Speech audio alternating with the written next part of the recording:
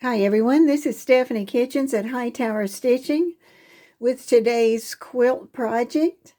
It's video 267 and I'm calling it Fun Making a Two-Color Scrappy 12-inch Quilt Block with a Leaf, which is pretty long for a very nice project, I've got to tell you. After doing the last two projects and they had so many pieces and you had to be so careful. This one, you have to be careful, just like every project, but it has really been a joy. And what the plan is to look at fabrics, darks and mediums, to look at the patches and add markings on the white squares, sew the cat's head, add patches and press aside, and start short, medium to the right side. Okay. That made a lot of sense when I did it. I know what it means, but we'll get to it as we go. Here's the project, and it's from Quiltmaker, and it is September, October 2022. And I just picked up a book, because usually I make a mistake. I tell you this, and I pick up 3 or 4 books.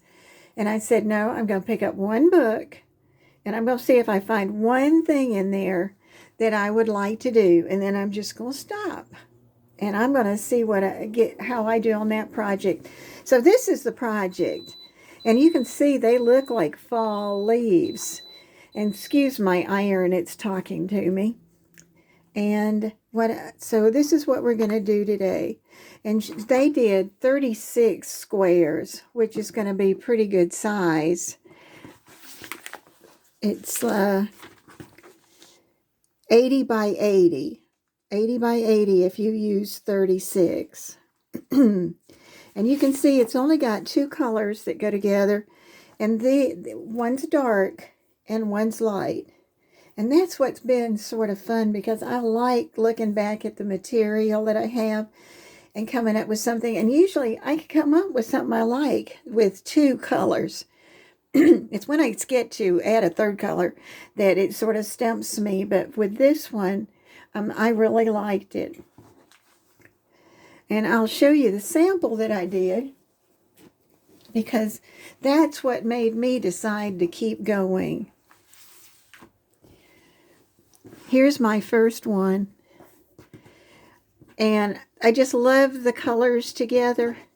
And there's no right or wrong answer, because even in hers you could see different colors that she put together. Well, I'm not doing mine with more solids, but I've got print. I'm going with things that are print. And so this green one was my first one. And I went ahead and made 2 of them, because if I was cutting one, it's easy to cut the second one. And then I went on to others. This is the last one I just made out of about 12. And I went with my dark, and then I have my medium print in there. This is what I call the cat's head, because what we do, if you see his little ears and there's his face. And what we're going to do is we're going to make that first. And then we're going to come, and after we add these white pieces, which are parts of a square, on, then there's a short one, and there's the next one. And I've got a chart that tells you which one's which. But then you alternate and you go to your darker color. And if you look, you come back to the light color and then the dark color. And it's just really fun. It goes together so well. This was one of my favorites. I'm going to keep going. I've got so many favorites, but this is my last favorite I'm going to show you. And if you just see, and it just happened that they were laying by each other. And I said, wow, some reason these 2 go together, even though that's got purple in it, a violet in it, and it's the shades of the colors. And I've got several more greens and things later. I'll try and put those out. So here's 2 that I'm thinking about doing next. I didn't try to do this. I was just doing them one at a time. But last night I was looking at some fabrics And I spotted these in a box because they're from the same set. And that black was just great. And then I got the green. Well, this one I found, and I picked up the brown, and this is very old fabric that I had, cotton quilt fabric that I've saved. So those make the ones that I'm going to do next. So here is our cheat sheet. One of them. We have two, but this is very important because it tells you up here is the cat's head, the one that we want to do first. And you're going to take and you're going to use one 2.5-inch square, and then you're going to use 10 more, but they're not going to be in the cat's head. I just thought it'd be important to put that there. There's going to be 10 more of those squares with a diagonal in them. So I made a big stack of just the plain, and then as I get ready to use them, I pull them off because you do use one that's just plain, and that's going to be that one. But then to fix each of your other long strips, you're going to have to add another square to those, but we're going to put a diagonal line in there, and that's going to be our guide for two things. All right, then what we're going to need to do is we're going to make the two half triangle squares. Now, let me go back to, okay, there's the cat's head. And you see, here's one white 2.5-inch. And then there's a solid 2.5-inch, which is going to be right here. And then it just takes one 2 7/8 inch of your background color, your tan or your white, and then one of your dark color, the same size. Now this one, you can either make it 2 7/8, which is sort of hard to find, but you can just go ahead and make them 3-inch. Because when you get these made, this is one of those where you sew the outside line and then you cut on the center line, and that will give you your two squares that are two colors, two-tone. And that'll make this little ear that points to the middle, and then this ear that points to the middle. And that's our beginning piece for this project.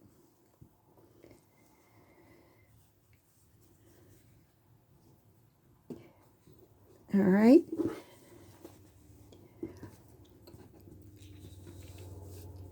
And all it takes is one 2 7/8 dark square and one, well, that says dark, oh, that's some, all right, that's the other part, the 2.5 square. These are the two that go together, the 2 7/8. There's all there. Okay. Now, here's this chart is going to be one that you appreciate. I'm going to tell you this one on the bottom, because that is going to be the parts that are added to the little cat's head. Now, in the meantime, we have taken and added squares to the long strips. But if you'll notice, some go to the right, some go to the left. This one goes to the left, that one's right, and that one's left. And that's what I've got in the chart for you to see, because every one of those strips has one on it, whether it's light or dark. So once I have the little head made in a minute, then I'm going to take and I'm going to start with my medium. I'm going to start with my medium color, which in this one is going to be the dark brown. And we'll just pretend that these 4 blocks make the cat's head. Okay. Now, when we put our strips together, in here I'm on the top, this is the ones that you're going to need for the medium patches. So you cut all 4 of those. And then we're going to add the white. Now this is the part that is going to be helpful to you, because the very first strip of the medium is short, and if you look, we did a line on each one of these white squares that we had. And what it says here, it's the direction of diagonal on the white square. All right, and what this is going to be, the way it's going to point. So when I get my first short one, you're going to take it, here's my line, and it's going to point to the left. And we're going to stitch this, cut that off. All right, and then when you get to the second one, it's going to say that your diagonal line is going to point to the top right. All right, here's my piece. I'm going to lay this on here. My diagonal is pointing to the top right. And then I'm going to trim it off, and we're going to press it up. And it's going to continue like that, doing all of those pieces. And then you're going to do the dark patches the same, and it'll tell you which way. The top left is where your pencil mark is it's going to start and go down, and then the other three there.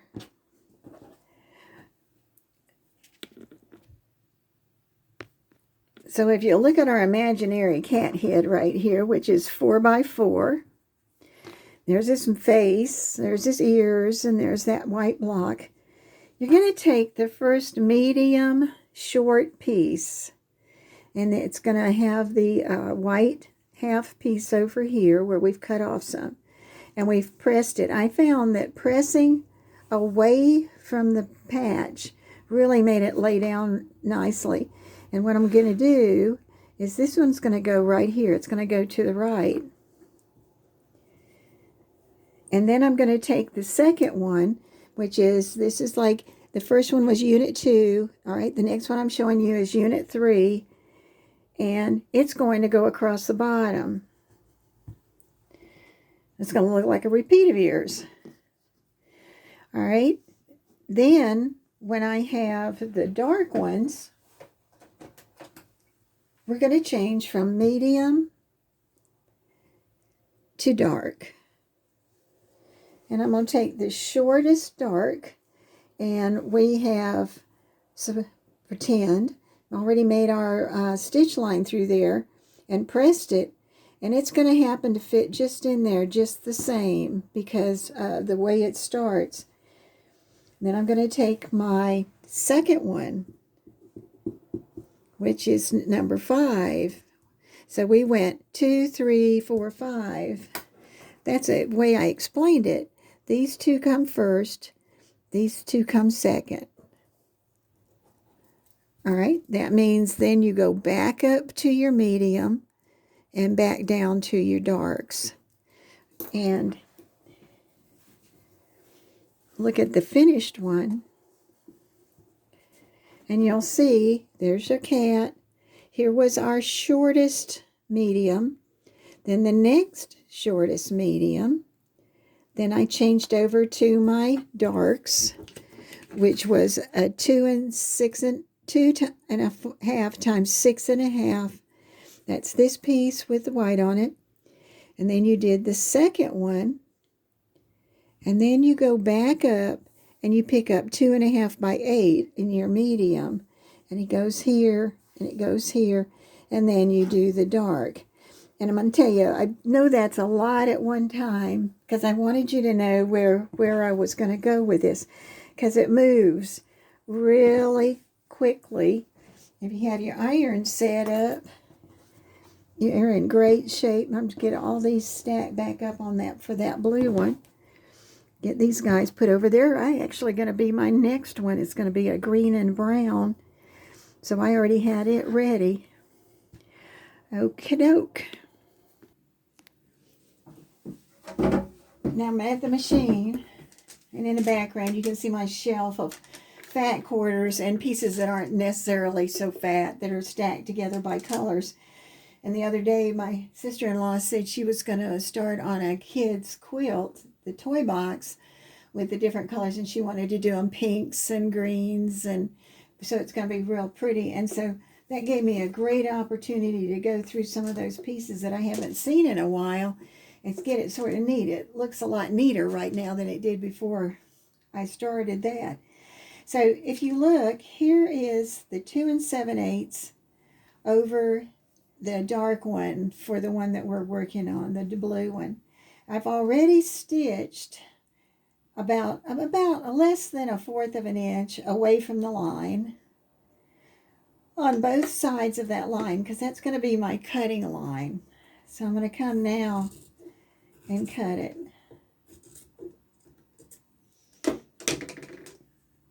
Now when I open it, I want to iron or press away from the white. That makes a nice seam under there. Quickly. Got the iron right here. Well, last time I didn't do anything with the sewing machine. Felt like I missed something. So here's your white square. Here's your dark square. I set those in there first. All right. Then there's one ear pointing back to the center. There's one ear pointing back to the center. And I'm just going to pick up this. Oh, that's one thing. I knew it. That's why I'm glad I'm doing this. Before I can do this, I need to take these 2 squares that we just made and cut them down to 2.5 inches. And looks like these are going to be pretty close. And I'm not going to, I tried cutting them by putting a box on there, and that didn't make me happy. So I'm going to take and move and be right back.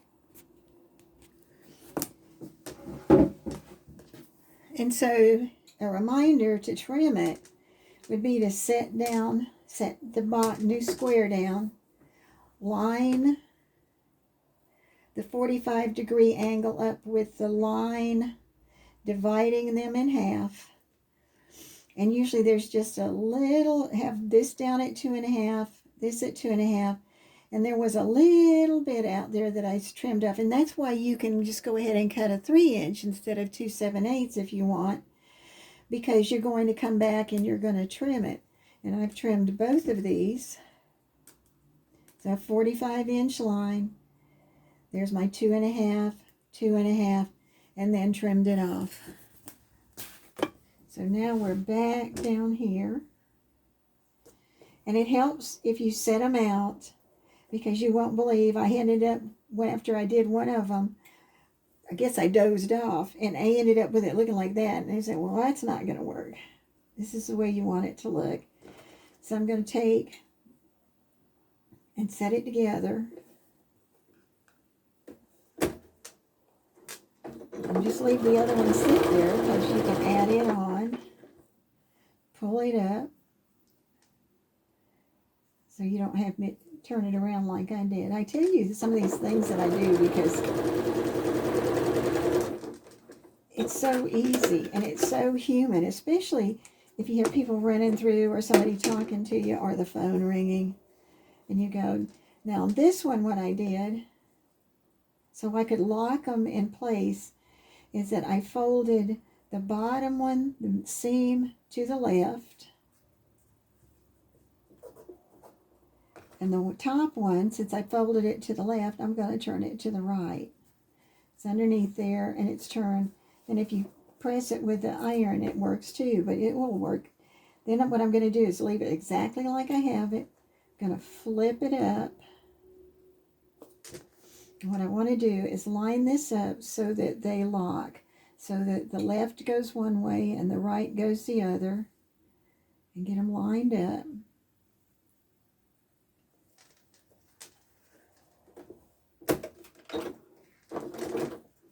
And do your 1/4 inch seam. No, I didn't stick that on. thought I might get lucky. I have to stick my thread catcher in there.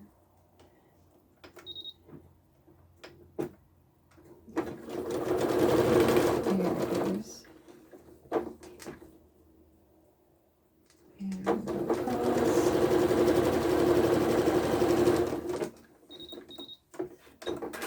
And this one I did take it, and when I had all of the 4 blocks together, and there I've got them together, I just run and do a press on the top or on the bottom.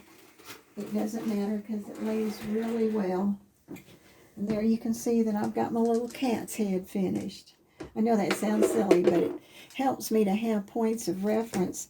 So then, I had already taken my cream strips, my medium strips, and put the white squares on there like they're supposed to go. I accidentally have a box on that, a line on that one, and they're all ready to go.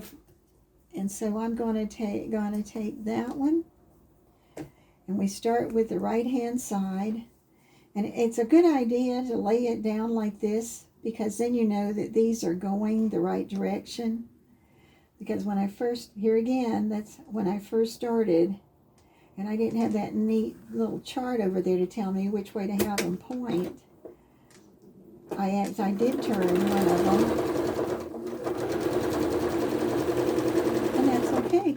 It just didn't look very good. There. And then what I did is I just go over, and I actually just press it from the top to press it over to the right. Then I pick up my next one. Now this is where it's important that you lay it down the way it's going to look, because this one comes off this way. And if you just pick it up and turn it over, okay, and then I like to pick it up and turn it over so that my strip's on the bottom, because it just made it logical for me to, but either way you're going to sew it.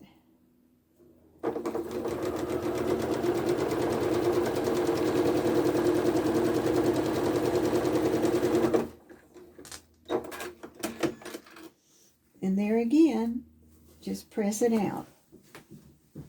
Short press. And we've got the first one on. Now, I didn't do all of the blues yet, but I wanted to do a couple to show you what I learned.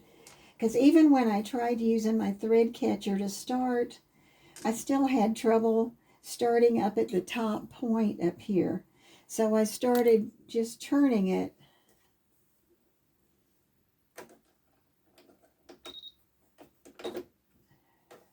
Let's see. Get it turned back. And I'm going to start from the side and go up. And your sewing machine or your thread catcher may do really good, and you can just do it that way. But what I'm going to do is, then I can just chain on this one. I'm going to start, I'm going to go from that side point again. There it goes. And I didn't have any trouble. Again, you may not have trouble. But, you know, everybody's machines are different, and everybody's idea of a way to do something. All right, I got one more. There's just 4. And that's what's nice when you're picking your colors out, because it takes more for the blue. You've got a couple, the strips are longer, and you have to do the little cat's head, so it takes a little more material. But the other piece is just the 4 strips. And so I'm going to cut these apart. And I'm going to go ahead and cut off that top corner. I hope this is helpful. Okay, and I got 2 more to go.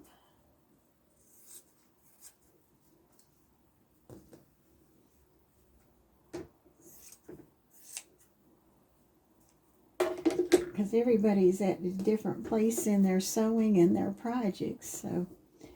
All right, so now the next thing would be to take them to the iron. This was a good time to iron, because you want these to lay flat. And what I figured out is if I just fold them straight back and press them, the top's lined up and the bottom's lined up, And if it's not, you got a little room in that material to move it. And so now what I want to do is pretend I pressed it, and I'm going to come over and we're going to do again. We're going to start with the right hand side. All right, and that's the way he's supposed to look. So I'm going to flip him over. You'd just be surprised how smoothly this goes. I just love it. I'm either going to make one big quilt, which I doubt, or I'm going to make two smaller ones, which I don't doubt, because I'm having fun picking up the material.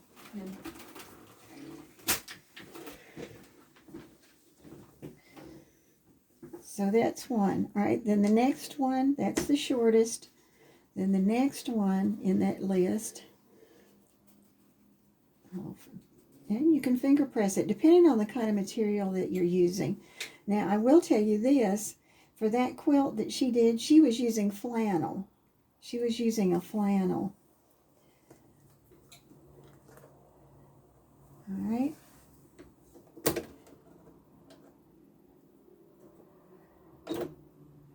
This one can come up over.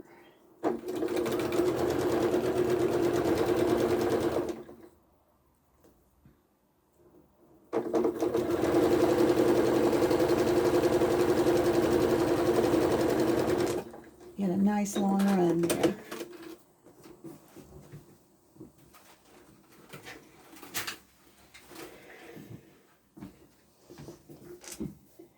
And now we have the next one, which is going to be back to your medium color. And these are going to be longer, because of course it's getting longer. But I thought it was funny that, because you could even have stopped here if you wanted to, and just made a smaller box block. But these are done, and so I'm going to lay this one like that. And so I did this right, and I'm going to take and turn it over.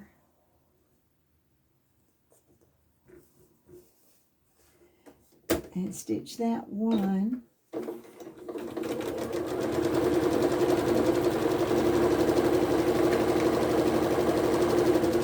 I didn't have a whole lot of trouble with stretching, anything like that. Just don't iron it. Just remember to do a press. Press down on it.